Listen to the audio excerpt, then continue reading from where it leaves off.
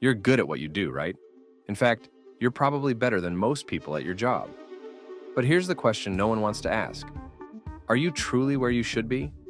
You wake up every morning, go through the motions, and get the job done. You've mastered the routine. You've figured out how to beat the system. You're the person everyone turns to when something needs fixing. You know your value, but something doesn't feel right. Does that sound familiar? I'm going to tell you something that might be hard to hear. If you're too good for your job, you're in danger of wasting your most valuable resource, your time. And trust me, that's one thing you can never get back. Now, before you dismiss this or roll your eyes thinking, I'm just doing my job, what's the big deal? Let me challenge you with a few thoughts. Here's the cold, hard truth. Most of the world's wealthiest people didn't get there by staying in their comfort zone, letting their talents go underappreciated, or waiting around for someone to hand them their big break. They didn't climb the corporate ladder by doing their jobs well. They broke the ladder and built their own. But here's the thing that no one tells you. The path to wealth isn't as simple as grinding away at the same thing day in and day out. The real key to unlocking wealth is recognizing when you've outgrown the place that's holding you back. And that's exactly what most people never figure out. I need you to do something for me right now. I need you to stop and think about this. If you're really honest with yourself, do you feel like you're still growing? Or do you feel like you're stuck? Like you've hit a ceiling and it's not even your fault? Because here's what you're about to find out. In the next few minutes, I'm going to reveal the 5 signs that show you're too good for your job. And I'm not just talking about small things that annoy you. I'm talking about the underlying signs that you are holding back your true potential and, more importantly, your financial future. These signs are so obvious once you see them, yet most people overlook them because they're too afraid to confront the reality of their situation. Let me guess. Right now you're thinking, I'm fine. I have my job, I'm paying the bills, I'm doing what's expected of me. But if that's all you're thinking, you're making a huge mistake. The longer you stay in a job that's beneath your abilities, the more money you lose. And I'm not just talking about lost income. I'm talking about missed opportunities to invest, grow your wealth, and build a legacy. If you're outgrowing your job and you're not moving on to something bigger, you're sabotaging yourself. Now, I want to make something clear. This isn't about quitting your job on a whim. This isn't about jumping ship without a plan. What I'm talking about here is understanding when you've reached your limit in a role and being courageous enough to take the necessary steps to break free. Most people never get there because they're comfortable, too comfortable. And that's exactly why they stay stuck. Are you starting to see where I'm going with this? Because by the end of this video, you'll understand exactly how to spot when you're too good for your job and how to use that knowledge to start creating massive wealth for yourself. You're probably thinking right now, this sounds great, but how do I know if I'm really in that situation? You'll know by the end of this video, because I'm going to walk you through the exact signs that the most successful people in the world, people who didn't just settle for their job, recognized before they made their moves. It's not enough to work hard anymore. It's not enough to be good at what you do. What's the point of being the best at something when it doesn't get you closer to the life you really want? Here's the hard truth. No matter how good you are, if you're stuck in a position where you're not being compensated for your worth, not challenged, and not given the room to grow, you're just wasting time, and the clock is ticking. Time is the one thing you can never get back. And if you let your potential go unrecognized, you could look up one day and realize that all those years in a job that was good enough have left you with very little to show for it. I don't want that for you. And trust me, you don't want that for yourself either. In just a moment, I'll be sharing the 5 undeniable signs that you're too good for your job. But before I do, let's pause and let that sink in. Think about it. Have you ever felt like your job doesn't challenge you anymore? Or maybe you're constantly solving problems that go unnoticed while someone else gets the credit. Or perhaps you're just bored at work. Bored because you're capable of so much more. But no one is asking you to do anything bigger.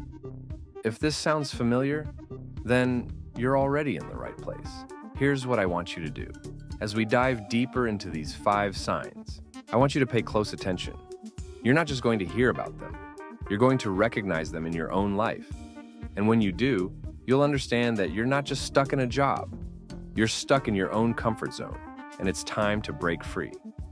In the next few minutes, I'm going to show you exactly how the wealthiest, most successful people in the world noticed these signs, made moves, and changed their lives forever.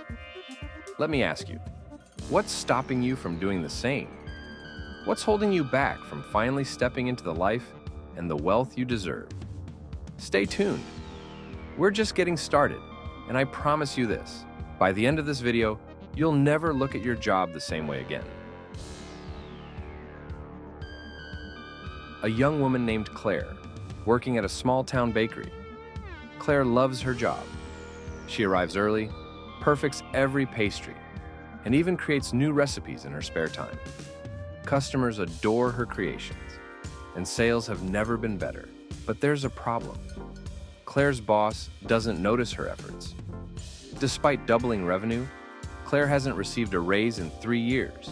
She spends her days managing the shop, training staff, and innovating, essentially running the business. One day, Claire overhears her boss praising her work to a supplier.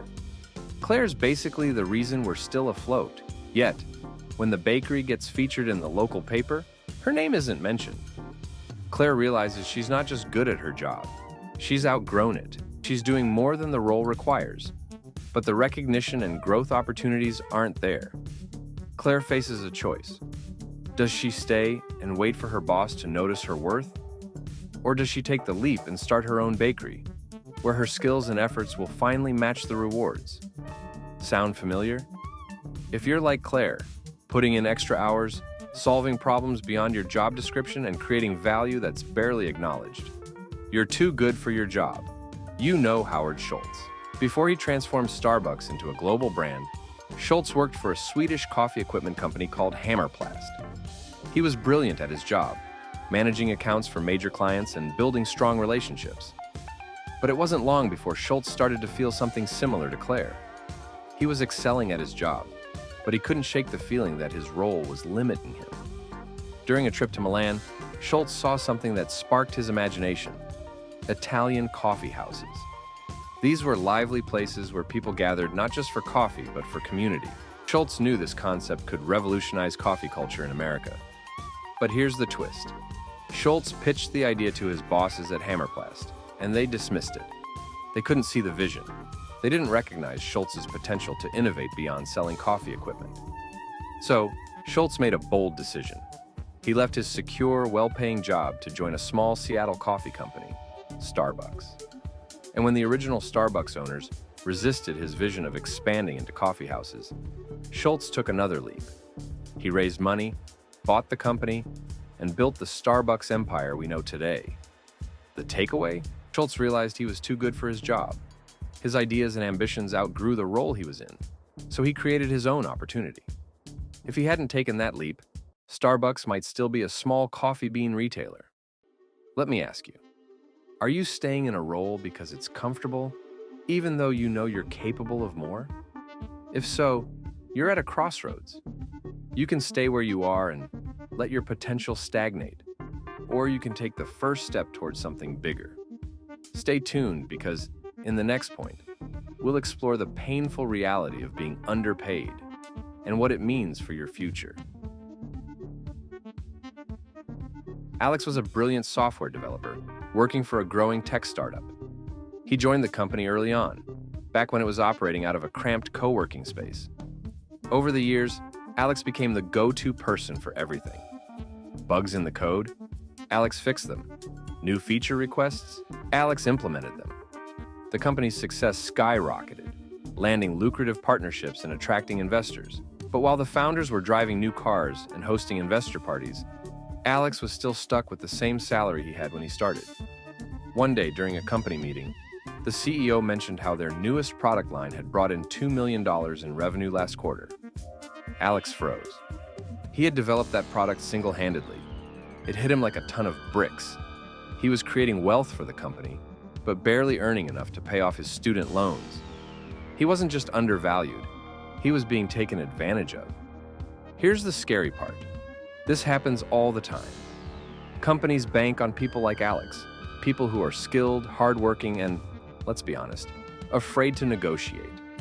If you're producing high value but getting low pay, you're essentially funding someone else's dreams while stalling your own. Early in his career, a young entrepreneur found himself in a similar situation. He was working as a developer at a company called Zip2, which he had co-founded. His software helped businesses and newspapers get online, a revolutionary idea at the time. The company was doing well, but here's the catch. While the business thrived, he was locked into a meager salary with little say in decision-making. He felt like a cog in a machine he had built. His vision for the company was far bigger, but he lacked the control to execute it. Eventually, he realized staying would mean stifling his potential. So he made the bold move to sell his stake and walk away with enough capital to start his next venture. That venture, PayPal, the man who refused to settle for being underpaid and undervalued, was Elon Musk. Think about this for a moment. Musk didn't accept the gap between the value he created and the compensation he received. He knew his worth and acted on it. If you're in a similar situation, it's time to ask yourself, are you paid what you deserve? If not, what's stopping you from taking control of your future? In the next point, we'll explore how spotting opportunities others miss could be your ticket out. Emma, a mid-level manager at a logistics company. Emma has a knack for spotting patterns others overlook. One day, while reviewing delivery schedules, she noticed a huge inefficiency in how routes were being planned. Packages were taking longer to arrive, and the company was losing money. Emma didn't stop there. She spent her weekends creating a detailed proposal that showed how optimizing routes could save the company millions annually. She pitched her idea to upper management, expecting excitement. Instead, they shrugged it off. Months passed, and Emma watched her company struggle with the same inefficiencies. Frustrated, she decided to pitch her idea to a small local courier service. They loved it. Not only did they implement her plan, but they also offered Emma a leadership role. Within a year, their profits soared, and Emma found herself leading an entire division. The lesson here? If you're consistently spotting opportunities others ignore, you're already thinking like an entrepreneur. But staying in a role where your ideas go unnoticed or dismissed is like driving with the brakes on. You'll never reach your full potential. Years ago, a young saleswoman was selling fax machines door to door. She hated the job, but noticed a peculiar gap in the market. Women's shapewear was bulky, uncomfortable, and far from innovative. She thought, why hasn't anyone created something better? She decided to take matters into her own hands. With no fashion experience, she spent her savings developing a prototype. When she pitched it to manufacturers, most turned her away, saying the idea wouldn't work. But she didn't give up. Eventually, she launched the product on her own, and it became an instant hit. Today, her company Spanx is worth billions, and she's one of the most successful self-made billionaires in the world. Her name? Sarah Blakely. Blakely's story proves that seeing opportunities others miss isn't just a skill, it's a superpower. If you've ever felt like your ideas are undervalued or ignored, maybe it's time to bet on yourself. But what happens when you're stuck in a job that doesn't challenge you? That's what we're diving into next. Stick around because the next point might hit closer to home than you think. Brian, an ambitious graphic designer who landed a job at a mid-sized marketing agency right after college. For the first few years, Brian was learning every day new design techniques, client management skills, and strategies to build impactful campaigns. But recently, something changed. Brian realized he was doing the same projects over and over. No new challenges, no new skills. His coworkers were happy to coast, but Brian felt like he was running on a treadmill, putting in effort but going nowhere. One day, Brian attended a design conference and met a freelancer who showed him projects he'd only dreamed of working on. The freelancer said, "You're wasting your talent if you're not pushing yourself every day." Brian went home that night and decided he was done waiting for his job to challenge him. He started freelancing on the side, taking on projects that excited him. Within a year, he left his agency and built a career doing work he loved. If this sounds like you, stuck in a job that no longer pushes you, it's a sign you've outgrown your role. Now, let me introduce you to someone who faced a similar challenge. In the early 90s, a young Wall Street executive was climbing the corporate ladder. On paper, he was successful, but he noticed something alarming. His work wasn't challenging him anymore. He felt like he was stagnating, and the thought of spending decades doing the same thing terrified him. Instead of settling, he took a massive risk. He quit his high-paying job to pursue a crazy idea, building an online bookstore at a time when most people didn't even use the internet. His friends thought he was nuts, but he pushed forward.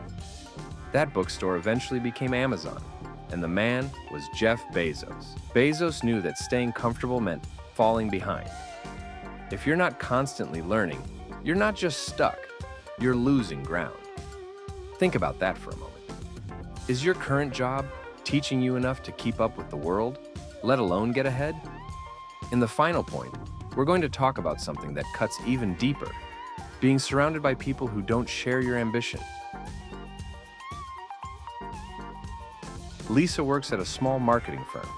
She's the person who always comes in early, stays late, and thinks about how to improve the company even on weekends. Lisa dreams big. She wants to take the company global, implement cutting-edge strategies, and work with industry giants. But her coworkers, they're just there for the paycheck. Whenever Lisa suggests bold ideas, she's met with blank stares or dismissive comments like, "That's too ambitious for us." Over time, Lisa starts to feel like the odd one out. One day she's sitting in a meeting when it hits her. She's surrounded by people who don't share her drive. She realizes she's been shrinking her ideas to fit into a culture that doesn't value ambition. That day, Lisa decides she's done playing small. She leaves the firm and eventually starts her own agency, where she hires a team as ambitious as she is. The point? Your environment shapes you. If you're constantly surrounded by people who don't share your ambition, you'll start to doubt your own dreams. Now, let me tell you about someone who lived this on a much bigger scale. When this young woman started her career in local news, she quickly realized she had bigger ambitions than her coworkers. She wanted to tell impactful stories and inspire millions, but her colleagues were content with reporting small-town headlines. She faced constant resistance, being told to tone it down or stick to the basics. But she refused to settle. She pushed through the skepticism, and when the opportunity came to start her own talk show, she took it. That decision changed her life, and millions of others. Today, she's one of the most influential people in the world. Her name? Oprah Winfrey. Oprah's story is proof that if your environment doesn't match your ambition, you need to create a new one. Don't let small minds talk you out of big dreams. Now, before you rush off and hand in your resignation letter, let me give you some advice. Don't quit your job on a whim. Just because you recognize that you're too good for your current role doesn't mean you should make impulsive decisions. It's easy to get frustrated and think the grass is greener elsewhere. But remember, true wealth and success come from making strategic, informed choices. If you feel like you've outgrown your position, take time to plan your next move.